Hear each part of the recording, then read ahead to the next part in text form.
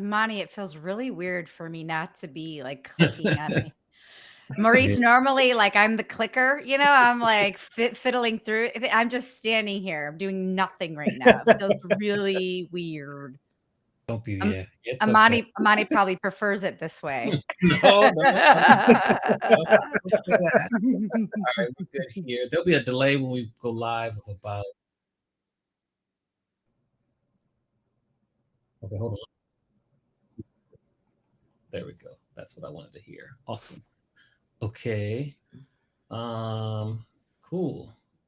All right, so what'll happen is that first off, I'll start. We'll be on screen. Manny and myself will be on screen.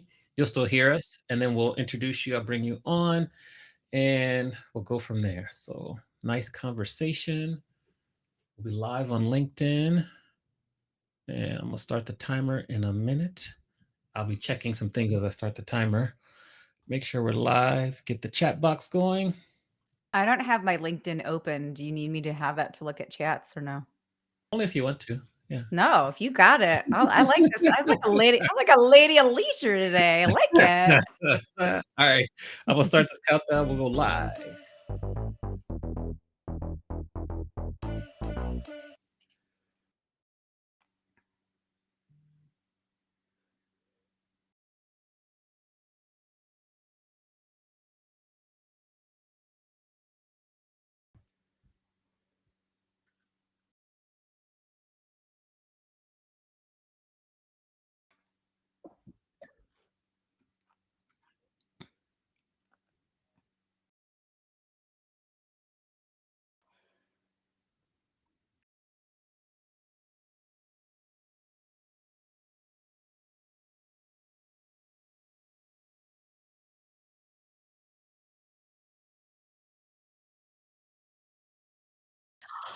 Good. Don't forget to record, Amani.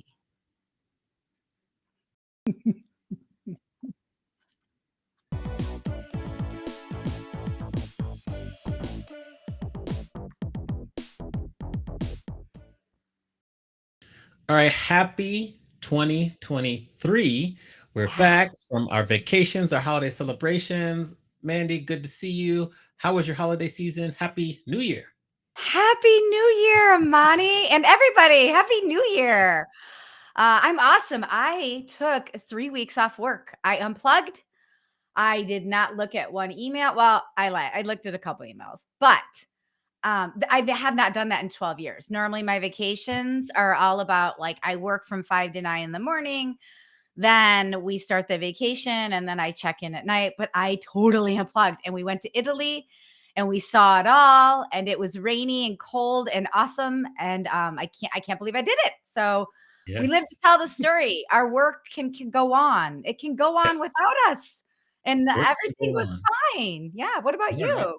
What I just kind of kept it low key, hung out with friends and family for like the Christmas holiday family, and then friends for New Year's Eve, and just kept it kind of chill. So I was not venturing overseas and having all sorts of great cuisine and all that. So maybe next holiday season for me. Next year. Do it in the summer. Do it next week. Oh, yeah, that's an idea too, for sure, for sure. All Mhm. right, so we're here. We have a lovely guest with us. I'm excited to introduce you to him. And really, what I want to do is we bring him on stage, um, is to really let him introduce himself. Now, I first met Maurice Cherry when we both were working for Angela Bitten's Black Web 2.0 site back, ooh, that's like 10 years ago, 10, 11 years ago. Yeah, it was And like 15 years ago. 15, there you go. See, 15 years ago. And, I'm fun. and that's when I first met Maurice. And so he was writer. We were kind of doing our own thing on the site. Then I got a chance to spend a little time with him at the podcast conference. I think that was 2020, right before the pandemic. I believe LA. I think that was when we were there. And Hmm. so instead of reading the bio and all that, Maurice, how about you? First of all, welcome to the stage. We'll give you some round of applause here. Thank you, thank you. Oh, nice, Hey, nice subject. welcome to the show. Yeah, yeah. Why don't maybe the 30, 45 seconds, just like introduce yourself, tell us who you are and what makes Maurice Cherry, Maurice Cherry. All right. Well, thank you for the introduction. My name is Maurice Cherry, and I am a long time, I guess you could say, internet creator. I've been making things online since at least 1998, 1999. What I'm most well known for are the Black Weblog Awards, as well as my current podcast, Revision Path, which is the first podcast that's in the permanent archives of the Smithsonian's National Museum of African American History and Culture. Yeah. I've been a designer, I've been a writer, I've done a lot of stuff online these past 20 plus years. So I've really grown up with the internet. I've seen a lot that has went on and have a lot of opinions and such as it relates to that. So really, really glad to be here. Really glad to talk with both of you. Awesome. Maybe the first question would be, let's go back. What was your inspiration behind starting your first podcast, and how have you seen podcasts evolve from over 12 or 15 years ago to now? Yeah. And in 2013, though, right? That was when you started it? Is that well, that's when I started Revision Path, but that's not my first podcast. It's actually my second podcast. What year was the first one? So the listeners have some time frame on truly what a pioneer you are on the podcast. Yeah, my first podcast was back in 2005. I was just recording really terrible audio files using a $10 microphone that I got from CVS. Just doing and I didn't even call them podcasts because they weren't called podcasts back then. There wasn't really a name for them. It was just called audio blogging. For folks that know about podcasting, it's really sort of a portmanteau of iPod from Apple and broadcast. So that's where the podcast comes from. So I started before the iPod was a thing, just making those short audio files, maybe 20, 30 minutes for an old personal blog that I had that friends of mine could sort of listen to. So that was sort of the first blog. I called it a blogcast, but that was the first podcast that I did back then. And I would really call that the first wave of podcasting, where a lot of what we know as podcasting really was brought by large media entities that already had the infrastructure, like a New York Times or NPR or something. They would basically just take their radio shows or broadcasts and then put them on the internet as MP3s, because there was no community around podcasting, nor was there really a sort of syndication or directory method for that. It took a while even for iTunes to add podcasts. So that first wave of podcasting was really grassroots and communal. I tapped into a local Atlanta, really a local Georgia community, but based here in Atlanta, a community called the Georgia Podcast Network. We had a couple of pod camps. I don't know if you all remember the camp style of conferences from back in the day that were very much attendee generated. They probably still have those. I don't know, but spoke at a few pod camps in Atlanta, and I started doing podcasting from there. I mean, I think the term podcast really became a thing around 2007, 2008 was when it started being called that. And that was sort of that first wave of podcasting. The second wave of podcasting really came about, I think, with the advent of Serial. So I started my show in 2013. I believe Serial started in maybe the same year, 2013, 2014, something like that. And because of the really journalistic style nature of what they were doing with the show, the high production value, as well as that one ad from MailChimp that people just sort of really caught on to because of that one woman's mispronunciation of the business name, that started to really kind of fuel the second wave of podcasting, I think, for a lot of people who said, oh, we can really tell stories with podcasting. We can really tap into this. And not only can we tap into this, we can really make a lot of money off of it. So that to me is sort of the second wave of podcasting. The third wave, I think, is kind of what we're in now, which is really more technology based and technology driven. You have, of course, big players like the big media networks, the New York Times, the NPRs, et cetera. But you also have a lot of fairly large independent agencies that sort of work between media, they're between audio and television or audio and movies. So you have a Wondery or a Slate or something like that. And then you still have your independent podcasters like myself that are kind of just still doing it fairly grassroots. But a lot of technology is what's fueling podcasting now, whether it's dynamic ad insertion or measurements, as well as just democratization of podcasting technology. My first podcast, like I said, I recorded using a $10 microphone from CVS. Now I can very easily get a studio quality microphone delivered to my apartment in like 4 hours if I wanted to, or less. And the software and the hardware is all easily available for me to create studio quality work like from my house. So because of that democratization, a lot more people are getting into podcasting now. There's not that learning curve as it was before. So I'd say the big changes in those waves have largely been about how technology has aided more content creation. Not to say that it was really gate kept in the first wave or the second wave, but as technology got better, as software got better, as hardware became more available, more and more people were able to get into it with a much lower learning curve. And so then that meant more and more people could create things just from scratch. I have a question. This just popped into my head. I mean, it's 2005, right? And you've got your $10 microphone and you're talking into the microphone. I sort of hearken it back to like when I made recordings, on the tape recorder, and you like you have to press the 2 buttons and you record it and you're editing it in your own way. Who were your contemporaries back then? Like, who was doing what you were doing, and are they still around? Because people come in and out, right? Are they still around? Are you the sole survivor? I mean, back then, I'm loath to even say contemporaries, because I think that means that we were at some point operating at the same level. Like, I had a studio apartment that I was recording my audio files from off a $10 microphone. Yeah. So I was really just doing it honestly at like a very hobbyist level, not with any sort of indication of trying to gain an audience. I didn't care about downloads. It was more so for my friends who lived in other cities that I didn't see that often to know, like, oh, this is what, Maurice is up to, that kind of thing. So, and also at the time, and this is prior to Twitter, the precursor to Twitter was an audio blogging site called Odeo. And so I used that. A lot of other people use Odeo to kind of create these. I think you could make like these little short audio posts that were like 3 minutes or less and share those between people. So you had the kind of infrastructure, at least for some sort of basic level of like audio sharing, but certainly not to the level of syndication that we see now. I mean, RSS existed back then and you could deliver via RSS, but the infrastructure to do all of that, like a directory with RSS and all that, didn't really exist for a lot of people, nor were a lot of people really, I think, even cognizant that they could do that. So yeah. I don't think I had contemporaries back then, because I was just doing it for like me and my friends. Like, I wasn't trying to compare what I was doing to other people. I wasn't worried about downloads or discovery or anything like that. I was just sort of doing it really on a lark. So I want to ask a follow-up question to that, because we speak about contemporaries.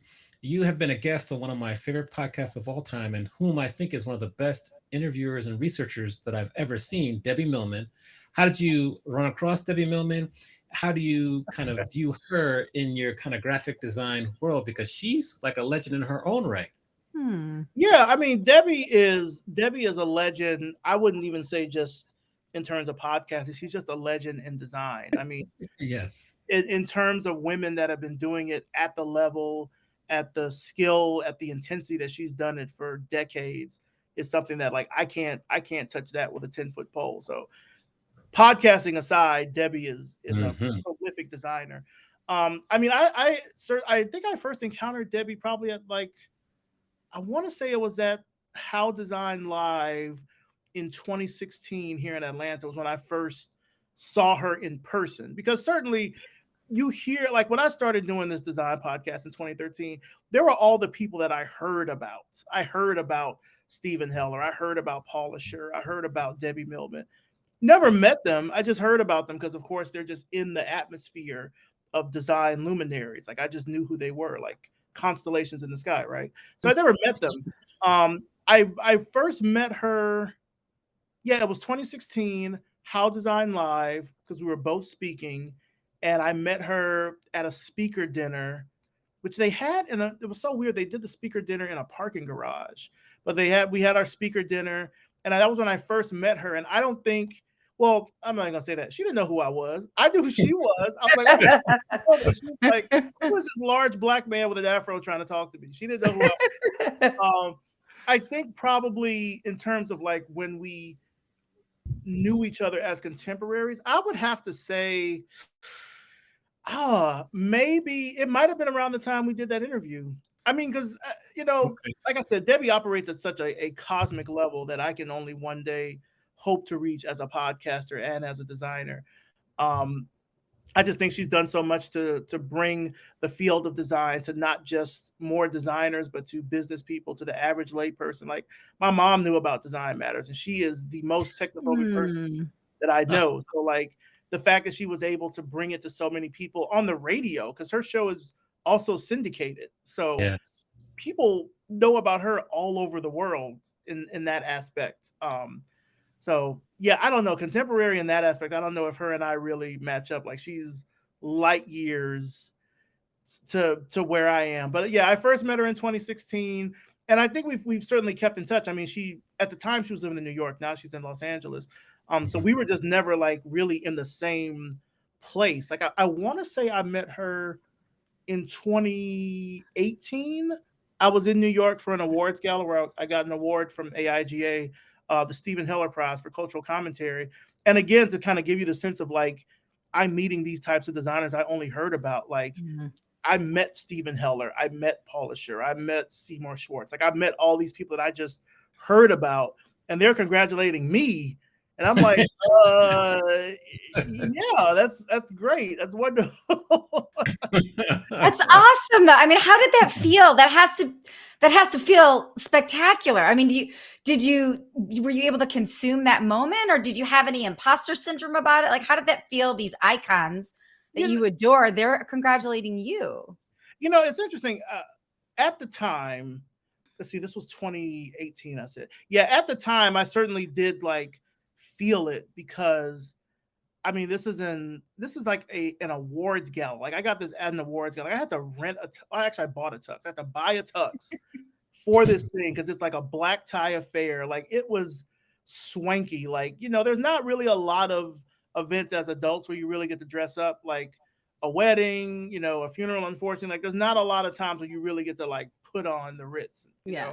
There's And so always that one friend. There's always that one yeah, friend that has a black tie wedding, right? but And so you to gotta like go do out. this Yeah. at this Yeah. event and then be recognized by like peers of mine, by people who I didn't even think they knew I existed, to Yeah. know that they knew who I was and knew what my work was about was, I mean, really like to this day is something that is still kind of phenomenal to me because so much about my show has not changed since like the first episode. And now I'm closing in on 500 of them.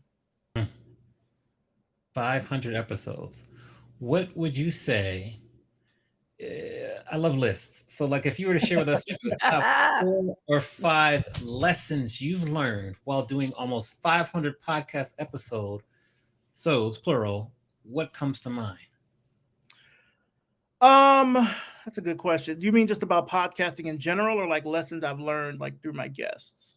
Like everything, life, Oh, podcasting. You can combine the two, or we could do 2 separate. We could say podcasting and then life. Which one would you rather answer? I mean, Amani likes lists. I I got a love pen and paper. I would say, let's see, top 5 lessons. Certainly that you have to find your why. Like you have to find whatever your intrinsic source of motivation is going to be to do what it is that you do. And it has to come from within. It can't be, I mean, you can have external reasons like, you want to do better for your family or something like that. You can have those reasons, but like when you have those bad days, you need to know like what's going to light your pilot light, like what's going to really stoke you to do the thing that you want to do, that you know that you're good at. So that's the first thing. The second thing I would say is to just always be open, like be open to possibilities as they happen. Like you don't have to say yes to everything, but be open to things as they happen because that's where like the great opportunities are. Everything's not necessarily going to fall within your lap. It might be something that comes completely out of left field, and that ends up being the thing that you really kind of strike it big on or do very well on or something like that. um Third thing I think certainly, and this kind of really applies to design, is like as soon as you can try to find a mentor, like whether that's a more established person in the industry, whether it's a peer, because you can have peer mentors as well. Like if there's someone who's path and trajectory you want to emulate for your own personal success. Try to find someone, if not that person themselves, like try to find someone that can help you to make those steps to get there.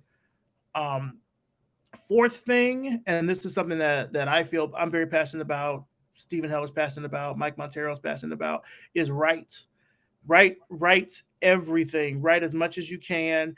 You don't have to write a book. You don't have to be a best-selling author or anything like that. But writing really helps you with like honing your process, especially if you're a freelancer of any sort. It helps you with writing proposals, writing emails, writing copy, like just getting better at writing and putting your thoughts down either on paper or on the web somewhere. That is something that I think every designer, really every person, but definitely every designer should cultivate a writing practice and get better at writing. Like just keep doing it. Just keep writing. And the fifth thing I would say is don't get hung up on tools. I just know from like working on the web for 20 plus years, the tools are going to change. The tools are going to get bought out by some company. They're going to get discontinued. Like, don't be a tools based designer in that way where if something happens to that tool, then like you're done for. Like I know last year there was the talk about, or there was the news that Adobe was acquiring Figma.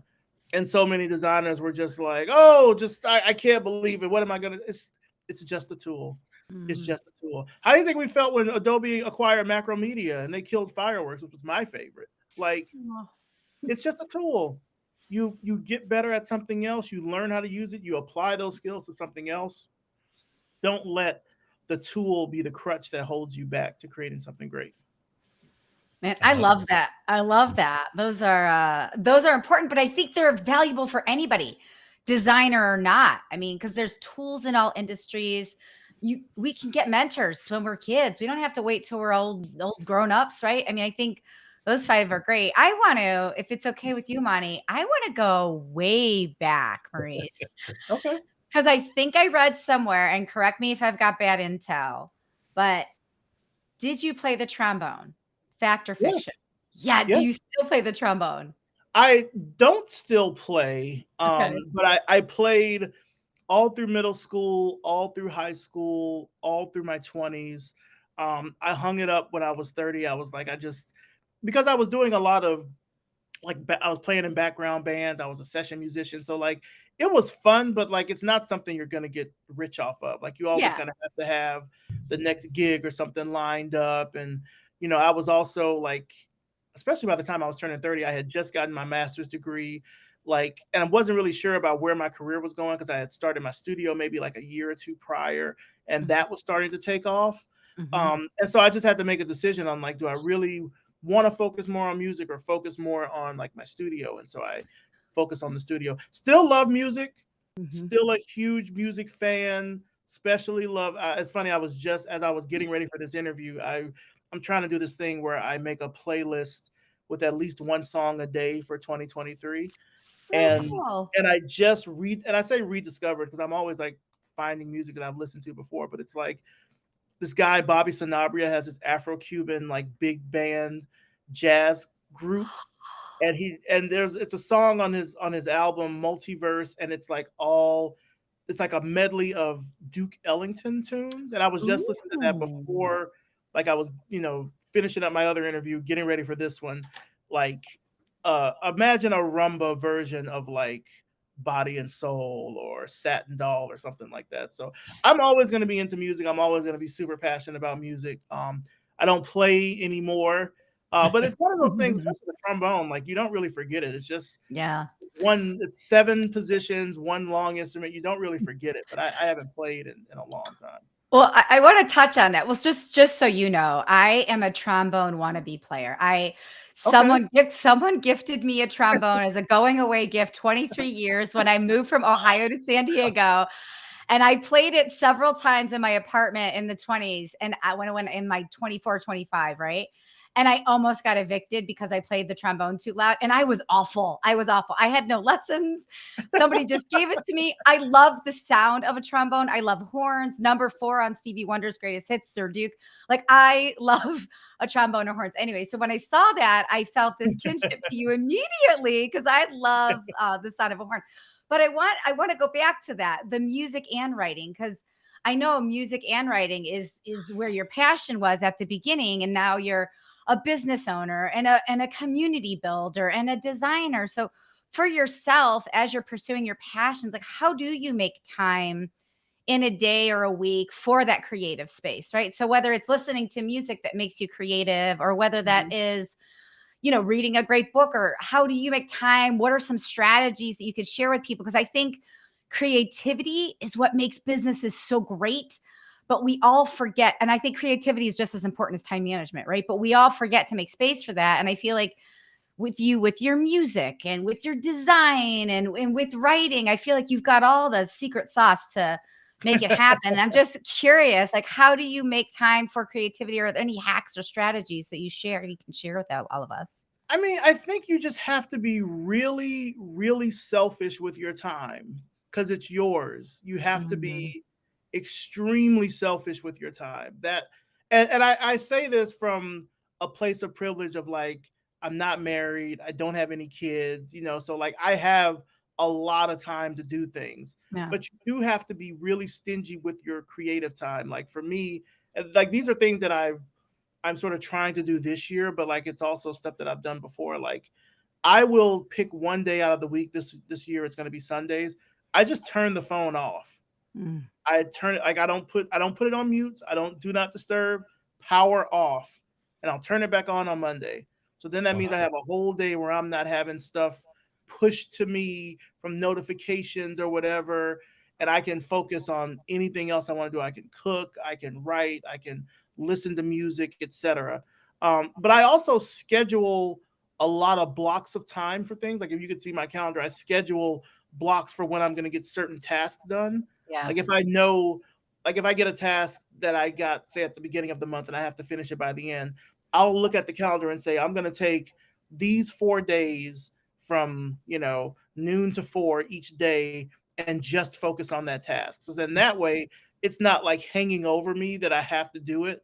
It's something on my calendar that I know this is when I have to do it. So I have to be really stingy with my time in that way and sort of blocking out that time. And I block out creative time too. Like Fridays for me after 5 p.m., you can reach me on Monday. Anything after Friday, it's a wrap. I'm not taking meetings. I'm not taking calls. Love that. Nothing. After 5 p.m., that's it. Even like when I've worked at companies, I've been very like diligent with them to say, like, I start work at this hour, I end work at this hour. So like if you have a conversation with me, say I end work at 4 o'clock. If you start a conversation with me at 3:57, I'm cutting it off at 4. It can wait till the next day because I may have something else to do, especially because I juggle when I'm able to record as well. So then I have to have blocks, like planned out for when I'm going to record the show, or blocks for when I have to produce certain aspects of the show. So I have to put all of that into my calendar so I know that I'm going to like hit this, and this. And that's not to say that I'm always, like 100% with it, but I think for me, it helps to have those boundaries or those gates to say like, okay, in these 2 hours, this is what I need to focus on. And then I try not to think about it after that unless it comes up on the calendar again. So like if I'm doing brand strategy for a client, I'll say, okay, I'm giving myself 3 hours to work on it this day. That's it. Also, it's great for billing because then I can look at my calendar and say, oh, I worked on it for 3 hours. Like, yeah, it's great. So I'm not overextending myself in that sort of aspect. But yeah, you really just have to be like very stingy with your time. I have booking links to say you can book 30 minutes with me either by phone or 30 minutes by Zoom.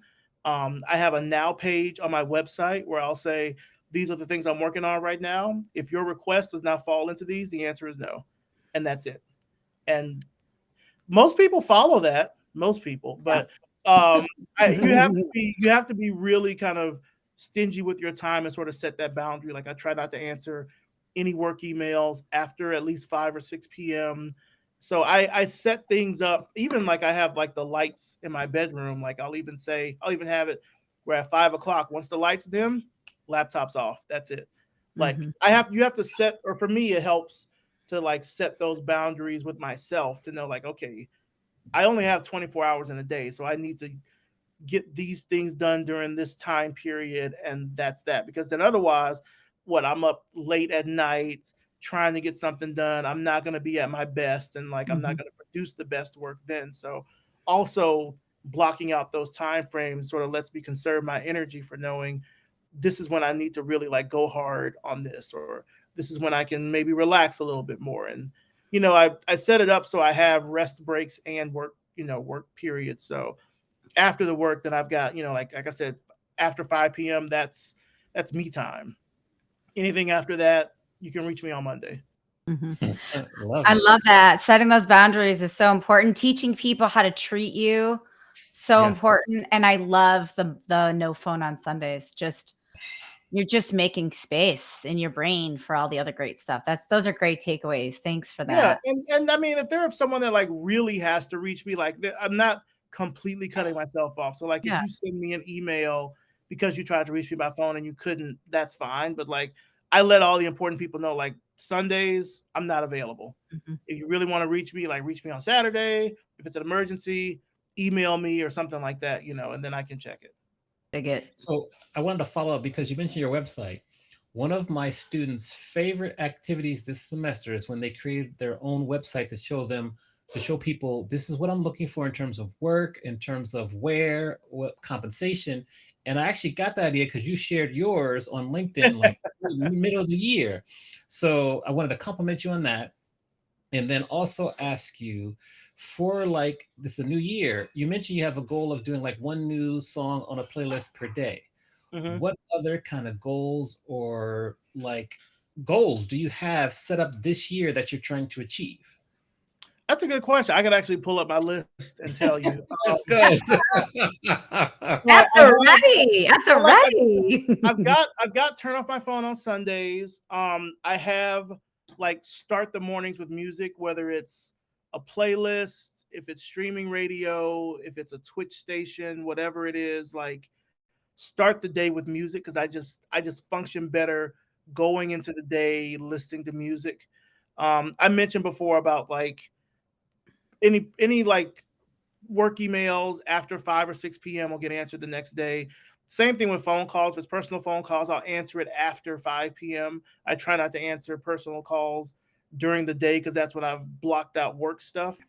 Um, and then sort of the newest thing is to try to read at least one book a month. I'm not going to go as far as to say a week because I don't have that much time, but like at least one a month, whether that's a physical book, an audio book, something like read one book a month. So right now I'm working on the second edition of Mike Montero's book, Design as a Job. I'm like halfway through that right now. Those are good goals. Okay. And the books, like, do you have the books set up like what you want to read? And also, since you're tuning in Twitch channels, I got to make sure you follow me on Twitch because I stream a couple days too, music too. So I got to let you know that.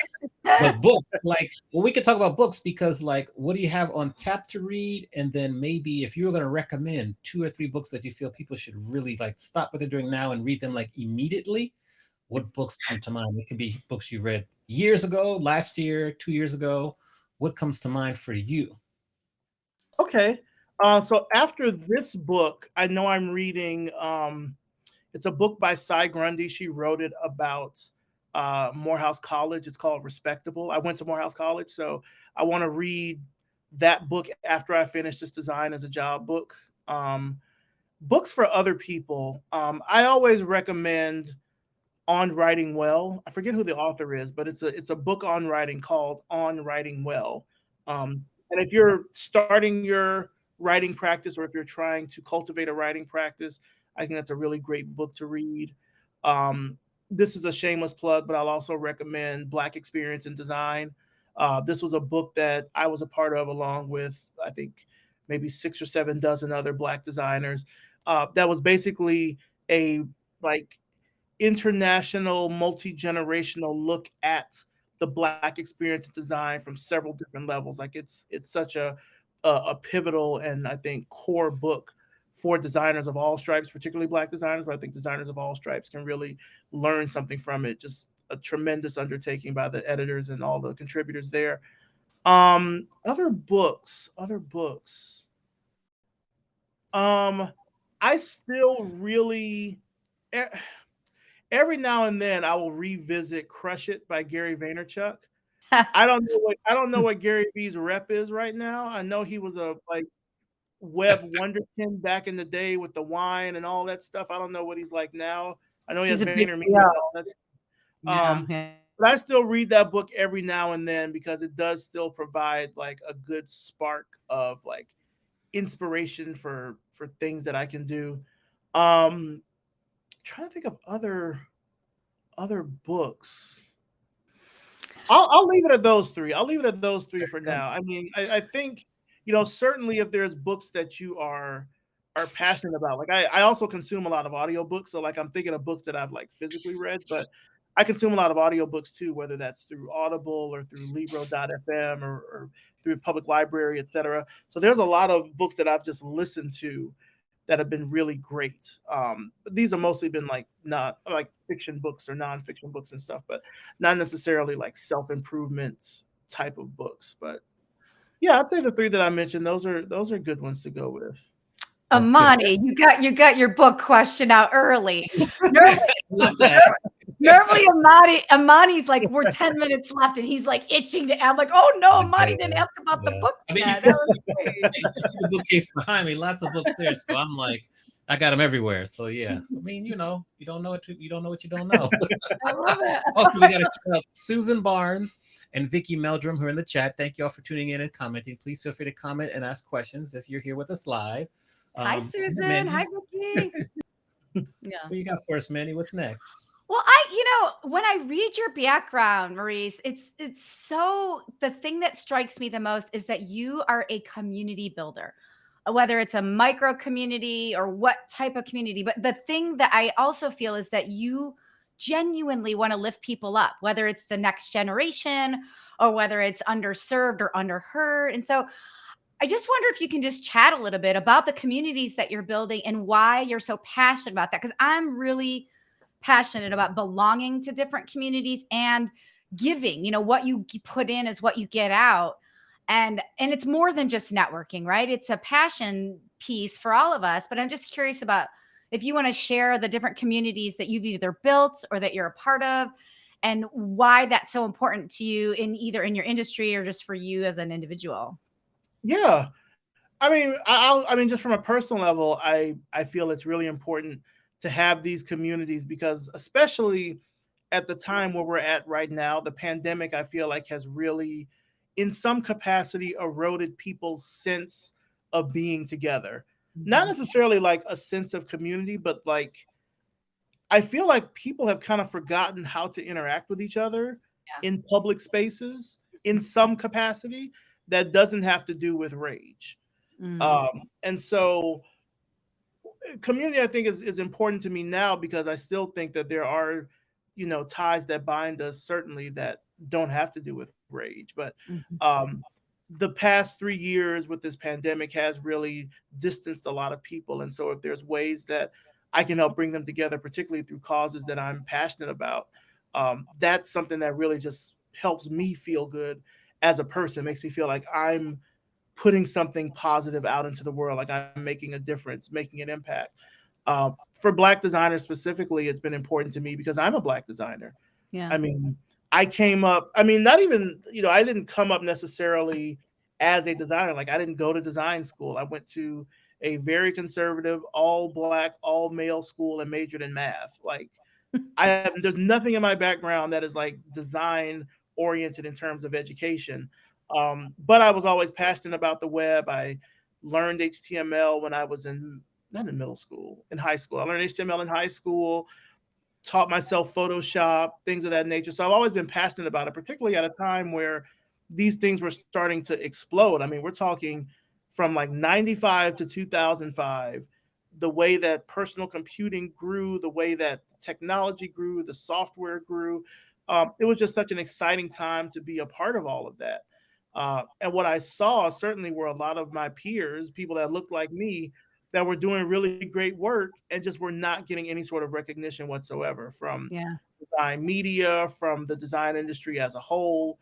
Like you would look at conference lineups, you would look at magazines and such, and it was an Arctic tundra. Like we were nowhere to be found anywhere. And so with my first project, the Black Weblog Awards, what I really wanted to do, particularly for people who I knew that were blogging and such, was give us a platform to celebrate ourselves Mhm. because it didn't exist at the time. And so growing that to a point where it's just showcasing like, best media blog or best sports blog or whatever. Like, these aren't like weirdly gendered categories like you would find at a general award show. It's like all about excellence in particular categories, regardless of who you are, how you identify, etc. Mhm. Um, and so really doing that, I think, opened me up to see the larger community that existed that really was always there, but nobody ever spoke to them. Nobody ever Mhm. talked to them. Nobody ever shined a light on the work that they were doing. And so that became something that was the seed really for me to then later start Revision Path in 2013, which initially just started out as an online magazine. And then I converted it into a podcast. After I did my first episode, like after I recorded my first episode, I was like, wait a minute, I could just make this a podcast. And eventually did that as the show, as the platform grew, it grew into a show. Um, and with that, it was really all about showcasing the brilliant Black designers I knew that were out there doing great work because nobody else was talking to them. And I knew nobody else was talking to them because I would talk to other shows that were not talking to them Mhm. and were giving me all kinds of excuses as to why they weren't talking to those people. And I'm like, well, I can introduce you, and they're not interested. And so it's like, well, if nobody else is going to do it, I guess I have to do it, which in a way kind of sounds like really selfish. Like, well, what makes you think you're the one that has to do it? And anybody could have done it. Like, I don't think I'm uniquely special in that aspect. If I don't anything, think that's selfish. I don't think that's selfish at all. I think it's a calling. You were called to do that, and thank goodness you did. I think the world needs that. well, thank you. I mean, but I Yeah. think, there were certainly other people like in the design field that were maybe not doing a podcast, but they were celebrating and showcasing what Black designers done. I think I was just really lucky in that what I did with the show took Mhm. off like it did with the Yeah. longevity that it had, focusing on what sort of modern designers were doing, because I've seen design change over the 10 years from being more visual based to a lot of UX, UI, experiential, AR, XR, et cetera. I've seen how design has grown as technology has grown. And so to be able to still talk to people and get their first person, like accurate, depictions of what's happening in their lives at these times because nobody else is talking to them. I mean, it's an interview podcast and that, that form exists, but it's really something, people have compared the show to something like StoryCorps from NPR Mm. because it's like you're archiving people doing this at these junctures that nobody else is really talking to. Like, if there's one thing that I definitely will take credit for, it's that a lot of other design outlets did not start talking to other Black designers until I did it. Mm. They did not, and I know they didn't because I've researched it. Yeah. So I can take credit for that. I'm not gonna say that I'm not saying like all of them are my sons or anything like that, but I can take credit for that at least because I know that a lot of outlets just were not at all looking to talk to Black designers, and it wasn't even out of like a lack of diversity. It was really out of racism, to be completely honest. But Yeah. um, Well, I what's feel really fortunate to be able to have helped steward that along so more of us could be recognized industry wide. What is one thing, like from a designer's perspective or organizers, like what's one thing you want to tell organizers out there that whether they're creating an awards show or whether they're opening up their opportunity for work for designers, like what's one thing that you want everybody to know about what you've learned so far about the design community? I would say two. I'll give two things, and one of these things is to like the organizers, and then one of these is to like designers themselves. For organizers, you have to talk to people. You have to talk to people. You have to talk to people outside of your bubble. You can get on Twitter, you can get on LinkedIn, whatever. You have to talk to other people who are not just in your circle. the main reason that I've been able to branch out, like I do, like most of the show is just a bunch of cold calls. Like even now, 10 years in, I'm reaching out and people are like, who are you? And not that I expect them to know me, but like a lot of what I do is just reaching out and talking to people. And a lot of people, a lot of companies even just do not do that. They're only talking to people within the narrow confines of where they happen to exist, and then throwing their hands up in frustration when they can't find diversity in this small little niche that they've carved out. Like, well, of course, because you're not talking to other people in other places. So that's the first thing. Second thing I would say for designers, and this is, I mean, take this advice. It's the top of the year. Set a reminder on your calendar every month to go through all of your forward-facing social entities, Twitter, website, LinkedIn, etc., and make sure all of that information is correct. People are looking for you in any place. They're looking for you everywhere. Everywhere that you might be online is where people are looking for you. And you really want to make sure that all of that information is correct, that it lines up. I'm not saying I don't want to say makes sense, but like just make sure that it's all consistent. I know so many people that have missed out on opportunities because they had the wrong email address up, or, well, I don't operate this thing anymore. Well, then close it down. But like set a reminder on your calendar. Sorry, I'm like hitting my laptop. Set a reminder on your calendar. Chop it. Set a So reminder passionate. on your calendar Just do it. and check it every month. Just make sure it's all up to date. Like, does your LinkedIn bio line up with what your website bio is? Is the email address that you can be contacted at, is that accurate? Does your contact form work? Like all of the, just make sure it all works. You have no idea how many people I encounter where it's like, they kind of, and I don't know if it's because they just purposely don't want to be found, which is a thing, you know, I completely understand that, but like don't have these public facing entities and then nobody's able to really reach out and touch, like talk to you if they want to present you with an opportunity or anything like that. Just make sure that those outlets are working and correct. That's so simple. That's the second time today I heard that. Troy Hooper, who was another guest of ours a couple weeks ago, he made this whole TikTok post about this today of like, your contact info is the most important. You could have the most beautiful content out there, but your web link doesn't work or your contact information is wrong. And I don't think people don't want to be found. I genuinely think people just forget to update it. So I think putting in a calendar appointment is really important. And as a buyer myself, the number of people that sell to me and give me their wrong response information, I'm like, are you crazy? This is like sales 101. But it does happen. And it's a great reminder. I love that. Yeah. I want to circle back to one point you made. What progress have you seen in terms of more visibility for Black designers such as yourself based on 9, almost 10 years now of work with your podcast and being in the industry and speaking? What progress has been made? What more progress is there left to make? I'd say certainly progress that has been made is that there are a lot more events, groups, and organizations that are catered towards or for Black designers. Like when I started doing this in 2013, there was, and I guess they still exist in some capacity, the Organization of Black Designers, but they hadn't, at least to my knowledge back then, hadn't really done a lot of events. Like I think their heyday might have been more in the early 2000s than when I started. But now in 2022, I mean, there are people that have conferences over Zoom, conferences over Hopin. There's folks doing meetups. There's Slack teams. There's Discord servers. Like there's so many opportunities and ways to gather and bring in community around Black designers that just did not exist even 5 years ago. There's so many things now. Like you could probably plot out something now at least once a month in terms of an event to go to, a speaker to hear from. And like I said, just because there are more Black designers out there that are visible, like you're now seeing them in so many other places.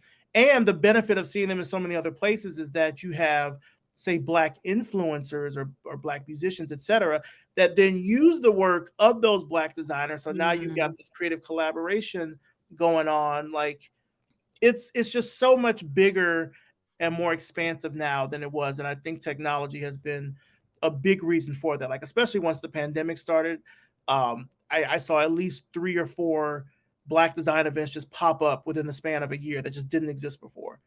Like, you could all get on Zoom and have a call and charge people $20 a ticket to listen or something. But like, it existed. Like, now something like this is a thing where people can put it together, and the technology now facilitates it where you can create these events and have these organizations and things, and you don't have to spend a dime. A lot of this stuff is free. So free or low cost, I'll say that. Some of the things are free, like Discord servers and things like that. But even with Discord, you can like put on events through Discord. You can have like movie nights. You can do panel. Like, it's a lot easier to get started with something. If you can't find the community, it's a lot easier to build the community, or at least start to build it. But the communities now exist out there more than they did before. I wish they worked together more. I think there's a lot of silos, even in what looks to be a monolithic kind of thing. I wish there were a lot more collaboration between some of these entities, like working together. Like right now, I'm working with State of Black Design, and we have a talent collective together that we call the 10th Collective, which is a combination job board and talent collective where we pair. Well, we don't pair them, but we put together Black designers that are looking for work with companies that are looking to hire Black designers.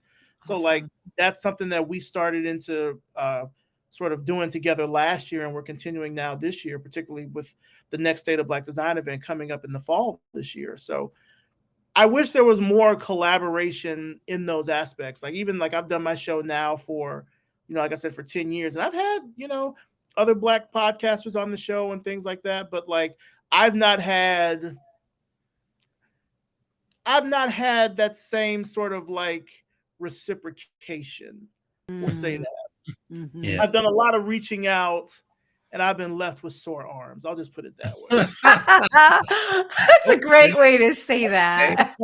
Now we're to our 10-minute mark. So now we flip the script, allow you to ask both Mandy and myself a question. Any question. That's kind of something unique and fun we do here on the show. So we'll turn the microphone. Well, you're used to it, but you can ask us questions, and we will answer them. Amani, I'll start with you. I want to hear the story behind that Vibe magazine cover in the background. Okay, good question. So we're looking at the Vibe magazine cover right there. That's Mariah Carey. I'm a huge Mariah Carey fan. I think I got a couple other covers of her. This one is particularly notable because it was when she was talking about how she kind of went through a breakdown, and so I just put it. I have a bunch of Vibe covers. What's it called? Framed. This one is just because I'm a big Mariah fan and I support her. I got her book. I think it's back there too. And that's just really the simple story is that, I like the cover. The article was good. I frame them. And yeah, that's it right there. Okay. I'm trying to see what's in Mandy's bag. No, I'm not going to do that. Here, I'll duck. You can see it all. There you go. What? Here we go. There's more. Let's see. Okay, I'll ask Mandy. I saw a book when you ducked down. What's the story behind the book? Sales. Yes, sales? Perfect segue. Yes, Maurice. That's my book. I wrote the book. Yeah, I'll send you a copy, Maurice. Maybe you can include it in your February reading. But it's my book. It's Sales Tales: The Hustle, Humor, Lessons from a Life in Sales. And I wrote it. Gosh, I finished writing it in 2019. It came out October 2021. And it's a journey through the actual sales process. And it's a whole bunch of funny stories about being a salesperson, a buyer, a sales coach over the years. But it goes through the life cycle of an actual sale. So it starts with research, networking, prospecting, the value of time, the value of value, making a pitch, and then disaster selling I added at the end because COVID gave me that gift. And how to run your business through a crisis. But yeah, that's my book. It came out in 2021. The audio came out in April 2022. Okay. That was good. That was a good question. I liked it. I should Mhm. do this little elevator thing more. So that was well done, Maurice. I love it. I love it. What's up, Heather? I hope I pronounced your last name right. I think it's Heather Raich, Raich. So good to see you there. Um, if we could go back to talk to Maurice, say it's like May 2003, you're just walking Atlanta, just finished from Morehouse. It's a shame you did not go to Howard University, but we will not hold that against you because that's where I Look, went. Howard can give me a scholarship, so that's on them. That is on them. Talk to them about that. We I will went where talk the money to them. was. And we're going to talk to Maurice and say, Maurice, if you were to give your younger self advice based on, 20 years of additional experience, wisdom, and life lived, what advice would you give your younger self? Ooh. Oh wow. I would tell my younger self to that's a good question. Two things. One, uh don't listen to there was a lot of prevailing knowledge around that time. I don't know if it's still the case now, but there was a time, and I would say the like mid to late 2000s, where there was this whole narrative of like the bachelor's degree as the new high school diploma, and so if you really want to get ahead, you have to get a master's degree. Don't get me wrong, I learned a lot in my master's program. I have not been able to use a lick of it with any work. If I could mail it back and cancel that debt, I would. Just wasn't, I mean, wasn't that great for me, because some of the stuff even I learned during getting my master's degree, like reading a balance sheet and a P&L statement and all that stuff, I ended up learning when I ran my business. So like I got it anyway. So that'd be the first thing. The second thing is to just stop trying to compare what you're doing to other people. um and I mean, this is not without going like too deep into my backstory, but like um there's certainly been I certainly had a history leading up to when I graduated from college of just kind of always being seen at being at a certain level of aptitude, excellence, etc. And I spent so much time trying to compare myself to what other people were doing that I felt like I wasn't getting any fun out of any of the work that I did. And granted, the work that I did wasn't particularly fun. Like before I got my first design job, I sold tickets at the opera, I sold tickets at the symphony. I worked at Auto Trader helping car dealers sell cars for a while. Like I didn't have, fun, great jobs. It was just like, oh, whatever you had to do to put a roof over your head. Mhm. Um, I certainly wouldn't have tried to keep comparing what I was doing then to what other people were doing, to what because it made me feel like I was failing in a way. Mm. When I think in reality, what it was just doing was just showing me like this is what the real world is like. I mean, I remember when I got my bachelor's degree, I was working at the symphony at the time, and I had to go to work I think the next day, and the only thing that they did to sort of celebrate me going back to work and getting my degree was that they took the calculator away from my kiosk, because they were like, well, you have a math degree, so you can just Oh, add the stuff in your head now. Which it's like I could, punishment. but that wasn't the point. It was just like I didn't feel like I was getting any enjoyment out of any of the work that I was doing. I spent so much time trying to like compare what I was doing to what other people were doing, and like not even in a way that I think really motivated me. It was just like pure spite. And I just don't think that it really served me in a way that I think could have gotten me to some level of success quicker, maybe, or at least to some level of contentment. Um, I wouldn't have spent so much time trying to like compare my journey to someone else's and just like run my own race. Mhm. Yeah, compete with yourself. That's powerful. Yeah. Mhm. Yeah. Any final questions for Maurice? Maurice, and we put your LinkedIn there. We put that's the best way for people to reach you. Mhm. If they're trying to maybe hire you or maybe talk to you about potential design session, what's the best way? Is it through LinkedIn, your website? What would be the best way? LinkedIn is good. You can hit me up there. My website is just my name, mauricecherry.com. You can use the contact form there. You can also contact me on Twitter. It's just Maurice Cherry, all one word. You can reach me there. And also through Maurice Cherry, you'll see links to Revision Path and other projects and things that I've done. So my website is, I think, a really good catch-all that shows pretty much what I've done over my 20+ year career. And you can contact me there. And your Awesome. podcast. I listened to your very first episode, 2013. Oh no, the first And then episode your was most recent, terrible. but I listened about your podcast is great because I was like, well, how did it start? How's it going? You know, that kind of thing. The podcast is great. I mean, I think you just had the most recent woman was a creative coach, right? Yeah, Like, Sharon Burton. super fascinating. So listen, if anybody's out there listening, the podcast, I'm not even a designer, but I am fast. It was a great listen. I got so many little nuggets from that. So listen to the podcast for sure. And I just want to just personally say, like, you are a change maker and the world needs more of you. So just keep going because you're setting some great examples for the rest of us who we have to continue to give back. We have to lift up those, in our sphere, in our industries, whatever that is. And so just keep going. It's a really big honor to chat with you today. And we're really privileged to have your time. So thank you for making time for us. Thank you. Thank you both for having me. This was fun. Mm-hmm. Awesome. Round of applause there. Thank you very much, Maurice. We'll do some applause there. All right. So we'll put Maurice back in the green room. Now, Mandy, what do we have on tap for our next show? What's the date? What are the details? January 30th. So not too far away. Monday again. We've got Anthony Bellata, who is CEO, president of Bellata Entertainment. And he's been at this a long time. He's got some great stories to share, and he thrived somehow through COVID. So I'm really interested to hear how he built it back up after COVID, how he's managing everything after that. And he's a local San Diego guy, but his business is global. So I have some global questions too. But Anthony Bellata will be here on January 30th. All right. Until then, make sure you share our live streaming, our podcast with everyone. Follow us. And Mandy, it's good to see you. And I can't wait to see you in a couple more weeks. Good to see you too. Have a beautiful day. All right. Take care, everyone. See you soon and stay safe. Bye. Hold on. End stream.